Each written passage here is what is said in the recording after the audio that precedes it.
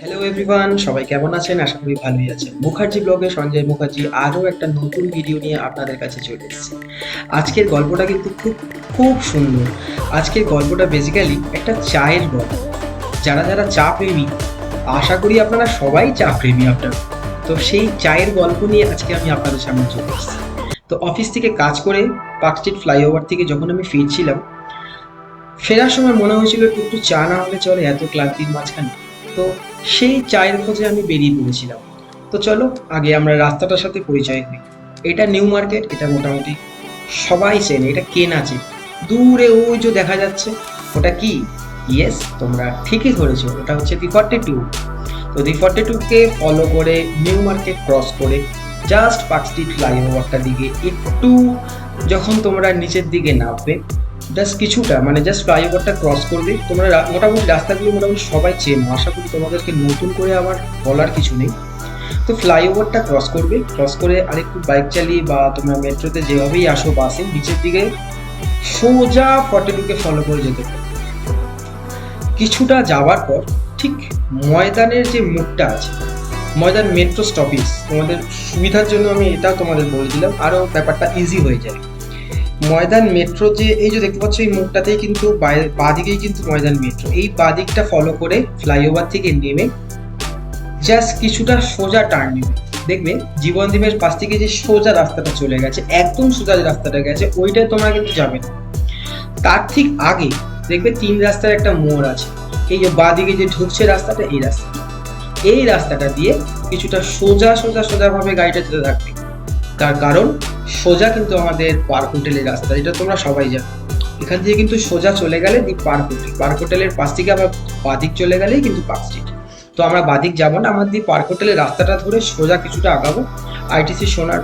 ITC সোনার বাংলার এই যে অফিসটা আছে, অফিসটা ঠিক উল্টো দিকেই দেখবে একটা চায়ের দোকান। এইটা নিয়েই কিন্তু আজকে আমি তোমাদের কাছে একটা নতুন গল্প নিয়ে হাজির হয়েছি। এই যে কাকা সামনে দেখা যাচ্ছে, এই কাকার হাতের চা যারা যারা খাওনি তাদেরকে আমার রিকোয়েস্ট, তোমরা কিন্তু অবশ্যই একবার ট্রাই।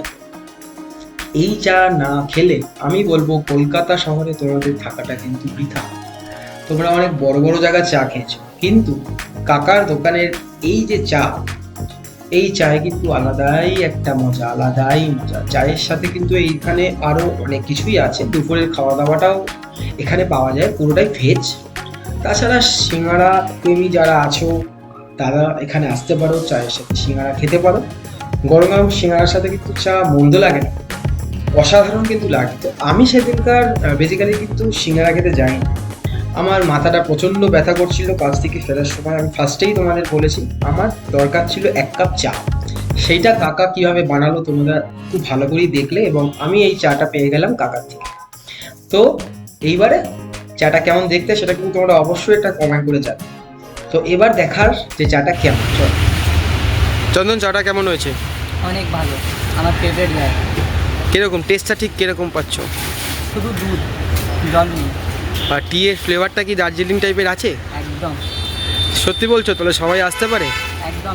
তাহলে আপনারা অবশ্যই কিন্তু একবার এসে ট্রাই করবেন। চলুন এবার আমি একটুখানি চেষ্টা করি চাটা খাওয়ার।